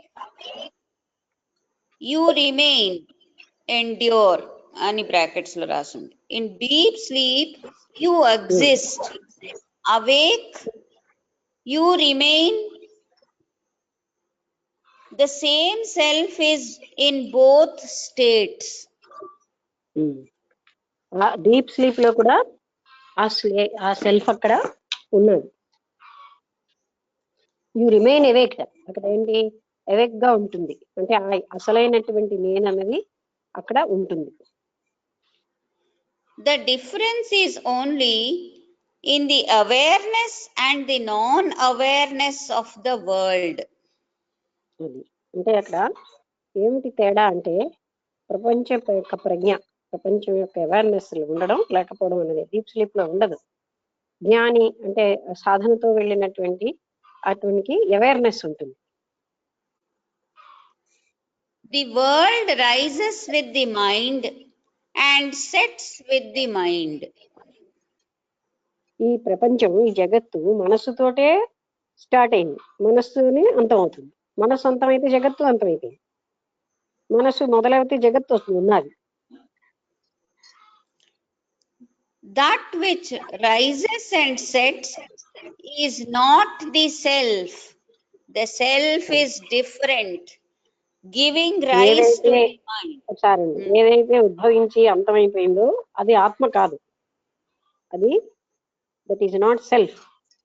తర్వాత the self is Different, giving self rise వేరుగా. to the mind, self అన్నది sustaining. మనస్సుని ఉత్పత్తి చేస్తుంది. And the self is different, giving rise to the mind, sustaining it and resolving it. అది self లోంచే మనస్సు ఉద్భవించింది, దానికి పోషణ అంటే అది ఉంటుంది, అందులోనే అది లయం అయిపోతుంది. So the self is the underlying principle. అన్నిటికంటే ముఖ్యమైన ప్రిన్సిపల్ ఏంటంటే సెల్ఫ్. ఇక్కడ చాలా పారాగ్రాఫ్లు ఉన్నాయి. ఇక్కడ 7:54 అయింది. ఇక్కడ ఆపికొని మనం ఏమైనా, ఇది నాకు చాలా అబ్స్ట్రాక్ట్ గా ఉన్నట్టు అనిపిస్తుంది.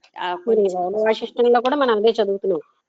ఎందుకంటే ఆత్మలోంచే మనస్సు అన్నది ఉద్భవించింది, అదే కారణం, దానివల్లే అది మళ్ళీ అందులోనే లయం అయిపోతుంది, అదే దాన్ని స్థిరంగా ఉంచేటట్టు చేస్తుంది. ఎక్కడి నుంచి ఉద్భవించిందో అందులోకి లయం అయిపోవాలి. ఇక్కడ రమణ మహర్షి గారు చెప్పేది ఏంటంటే ద సెంటర్ అంటే spiritual centre is different from the biological centre of the heart. Spiritual heart ఏమో రమణ మహర్షే కాదు, ఇంకా చాలా చోట్ల కూడా చెప్పబడింది, ఇది రైట్ సైడ్ ఉంటే బయాలజికల్ హార్ట్ అనేది లెఫ్ట్ సైడ్ ఉంటుంది. అంటే బాడీకి సంబంధించిన హార్ట్ లెఫ్ట్ సైడ్. స్పిరిచువల్ గా మనం ఇక్కడ రైట్ సైడ్ చూపిస్తాం నేను అన్నప్పుడు, అందరూ ఎప్పుడు లెఫ్ట్ సైడ్ చూపెట్టట్లేదు. అంటే without our knowledge we are pointing to the right side. Spiritual heart అనేది అంటే నేను అన్న ఆత్మ చైతన్య స్థితి అది ఎక్కడుంది అన్న దానికి పురుష సూక్తంలోనే అనుకుంటాను, లేదా నారాయణ సూక్తంలోనే ఇది ఉందన్నమాట. పద్మకోశ ప్రతీకాసగం హృదయం చాప్యధోముఖం అంటూ అదంతా అలా వస్తుంది అనమాట అందులో, అక్కడ ఉన్నది అని. ఆ విధంగా అది నీ వారసూక వత్తన్వి పీతాభాస్యత్వనుపమా అంటే అణుమాత్రంలో ఒక చిన్న ముళ్ళలాగా ఉంటుంది, ముళ్ళు కొనలాగా అంటూ అలాగేవో చెప్తుంటారు. సరే ఇక్కడ ఆయనకి ఏంటంటే మెయిన్ గా spiritual heart center is in the right side. అయితే నేనన్న ప్రజ్ఞ కంప్లీట్ గా పోయి అక్కడ కేవలంగా టైమ్లెస్ స్టేట్ ఉంటుంది. ఆ టైమ్లెస్ స్టేట్ లో ఇంకా సెంటరే లేదు, సెంటర్ ఎవ్రీవేర్, సర్కంఫరెన్స్ నోవేర్ అన్న స్థితికి వెళ్ళిపోతుంది అన్నమాట. లేకపోతే అలాగా ఆ స్టేజ్ వచ్చేస్తుంది అన్నమాట. అంటే ఇంకా తాను లేని స్టేజ్ లో ఉంటాడు ఆయన. అదే మనకి త్రిపుర రహస్యంలో కూడా చెప్పబడింది. ఇక్కడ అదే చెప్తున్నారు, ఇందులో ఏం కన్ఫ్యూజన్ లేదు, ఓన్లీ ఒక సెంటర్ కోసం చెప్పారు అంతేగాని ఆ సెంటర్ అనేది చూపిస్తూ ఉంటాం. బట్ ఇట్ ఈస్ ఆ నేను అనే దాన్ని చెప్పడానికి అలా వాడతాం, but it is everywhere, all providing that consciousness is అని. ఇంకా వాళ్ళు ఏమైనా చెప్తారేమో, నేను ఇక్కడ ఎండ్ చేస్తున్నాను. సో ఇవాళ ఏంటంటే మనం చాలా ఉన్నత స్థాయి భక్తి కోసం భక్తుడి యొక్క లక్షణాలు, ఆ భక్తి యొక్క లక్షణాలు, పరాకాష్ఠకి వెళితే ఏం జరుగుతోంది, అలాంటివన్నీ ఇందులో ఈ రోజు మనం డిస్క్రైబ్ చేయాలి, ఇందులో వర్ణించబడ్డాయి. అది ఆ ఉన్నత స్థాయి భక్తుడు ఎలా ఉంటాడు, ఆ భక్తుడి యొక్క లక్షణాలు ఏంటి, ఆ స్థితి ఎలాంటిది, అవన్నీ మనకి వర్ణించబడ్డాయి. మనకి ఎందుకు కొంచెం పరిచితంగా ఉందంటే త్రిపుర రహస్యంలో ఉన్నత స్థాయికి వెళ్ళిన సాధకుడు స్థితిను, ఉన్నత స్థాయికి వెళ్ళిన భక్తుడు ఒకలాగే ఉంటున్నారు అనేది మనకు అర్థమవుతుంది. ఆయనకి ఇంకా నేననేది ఉండదు, ఆ పూర్తి కాన్షియస్నెస్ లో ఉంటాడు. ఎవరైనా ఏమైనా ప్రశ్నలు అడుగుతారా? డౌట్స్ ఉంటే అడగండి. నమస్తే అమ్మా. నమస్తే అమ్మా. నమస్కారం.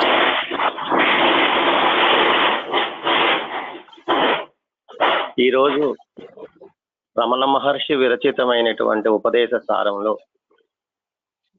మాలాంటి సాధకులందరికీ కూడా ముఖ్యంగా తెలియజేసే విషయంలో నేను గ్రహించింది ఏంటంటే, మనం జపం అని నిరంతరం చేస్తుంటాం, కానీ ఆ జపానికి ఒక సమయం మాత్రమే పరిమితం చేస్తాం.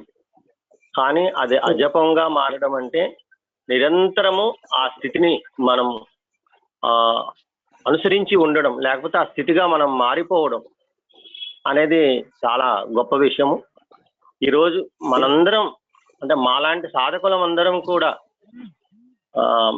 ఆచరించి అనుభూతి చెంది దాని సారాన్ని మనం తెలుసుకోవాలే తప్ప కేవలం మాటల వల్ల సాధ్యం కాదు అన్నది మాత్రం మరొకసారి అది వ్యక్తం కాబడింది.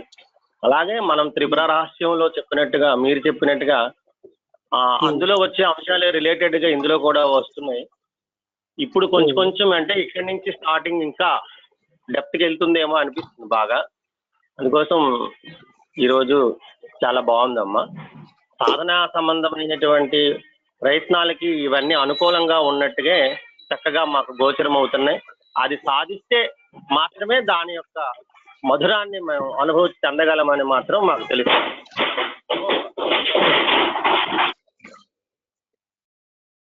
జపం కంటిన్యూస్ గా చేస్తూ ఉంటే అజప స్థితి వచ్చేస్తుంది నిరంతరాయంగా,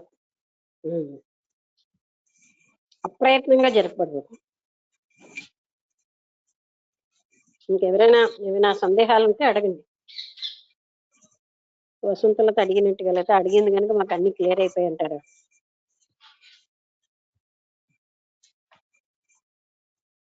ఎవరైనా అడగొచ్చు ఏ సందేహం ఉన్నా.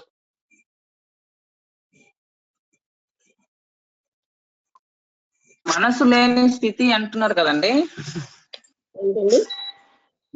మనసు లేని స్థితిలోకి ఉండాలి అంటున్నారు కదా. మనసు లేని స్థితి అంటే ఇప్పుడు మనం దేని మీద ఇప్పుడు నిర్లిప్తం ఉండాలా అండి, లేకపోతే దేన్ని కూడా మనం రిసీవ్ చేసుకోకుండా ఉండాలా అండి? ఏదైనా సరే దాన్ని నిర్లిప్తంగా వదిలిపెట్టాలని. నేను లేనండి. అదే నేను లేననేది ముందు రావాలి. పెట్టడానికి, నేను పెట్టుకోవడానికి, ఎక్కడైనా పెట్టడానికి నేను లేని స్టేజ్కి వెళ్ళిపోయింది. మనసు లేని స్థితిలో మనసు ఎప్పుడైతే లేదో నేను లేదు. నేను ప్రజ్ఞ ఎంతవరకు ఉంటుందంటే మనస్సు ఉన్నంత వరకే. మనస్సు లేని స్థితిలో నేను ఉండదు, అక్కడ బాడీ మైండ్ ఉండదు.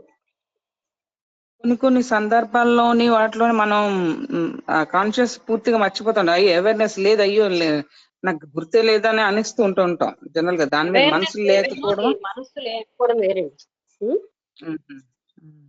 అవేర్నెస్ అంటే ఎరుక. అవేర్నెస్ తో మనసు లేకుండా ఉండాలి.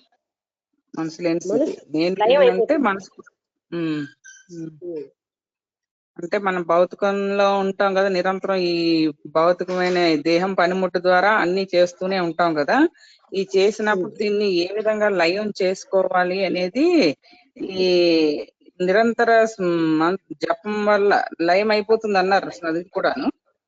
అది అయిపోయిన తర్వాత అప్పుడు ఓన్లీ దేహంతో మనం పని చేస్తుంటాం, అంతేనండి? పనులన్నీ జరుగుతూనే ఉంటాయి.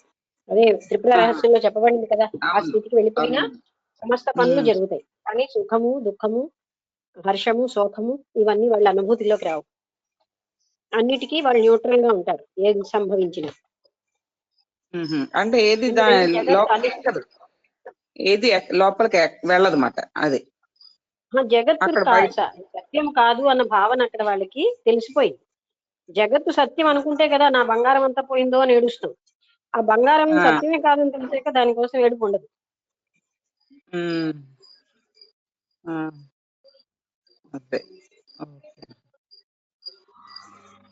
అదే ఆ స్థితికి వెళ్ళే వరకు మాకు డౌట్లు ఉంటూనే ఉంటాయి. అంటే మంచిదే, అన్ని క్లారిఫై చేసుకోవడానికే కదా మనం చదువుకుంటున్నాం. అవును. ఇంకేమైనా అడుగుతారా ఎవరైనా? మేడం, చెప్పండి. ఈరోజు చదువుతూ ఉంటే అచ్చగా రమణ మహర్షి ఆశ్రమంలో కూర్చున్న ఫీలింగ్ వచ్చింది నాకు.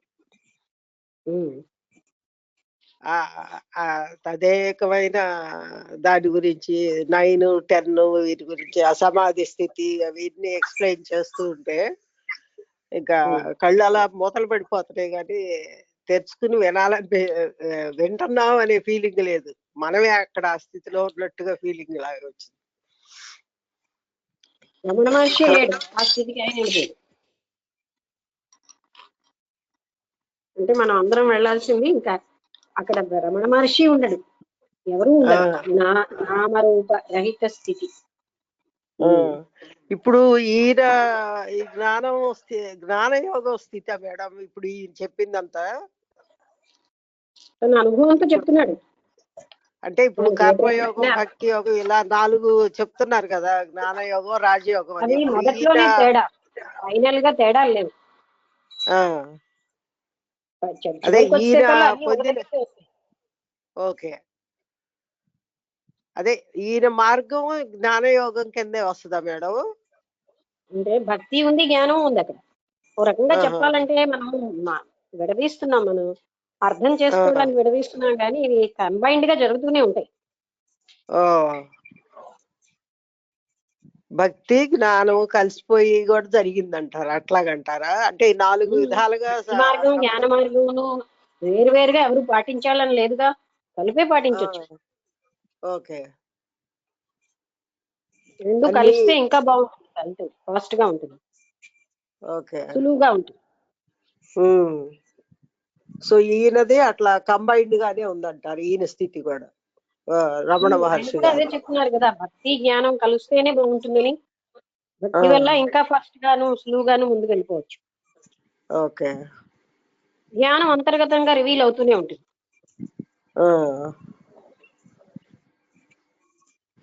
ఈ మన వివేకానందుడు రాజయోగం అని చెబుతారు కదా మేడం. వివేకానందుడు ఆయన అన్ని రకాల వాళ్ళని చైతన్యావస్థకి తేవడానికి ఆయన చెప్పింది. అంటే ఇలా ధ్యానం అని చెప్పి నిద్రలోకి వెళ్ళిపోయేటటువంటి తమో గుణం వాళ్ళు నాకు అక్కర్లేదు, అంటే అలాంటి ఫాల్స్ ధ్యానం కాదు, అంతకంటే రజోగుణంతో నేను ఇది చేస్తాను, నాకు ఇది కావాలని ఆశించే వాళ్ళైనా మంచిదే నిద్రలోకి వెళ్ళిపోయిన వాళ్ళకంటే అంటాడు ఆయన. అంటే అలా ఆయన ఏంటంటే మార్గాలేం డిఫరెంట్ కాదు. ఆయనకి ఎంత భక్తి లేకపోతే ఆ స్థాయికి వచ్చాడు రమణ, తన గురువు ఎంత భక్తో ఉంది. భక్తి అంటే పూజలతో చేయడం కాదు, మనస్సుతో ఏకత్వానుభూతి పొందుతున్నాడు గురువు. అందుకే గురువే నా ద్వారా, ఆయన చికాగో ఉపన్యాసంలో కూడా చెప్తాడు, నా ద్వారా గురువే మాట్లాడాడని. అంటే ఆయన గురువుకి సరెండర్ అయిపోయాడు.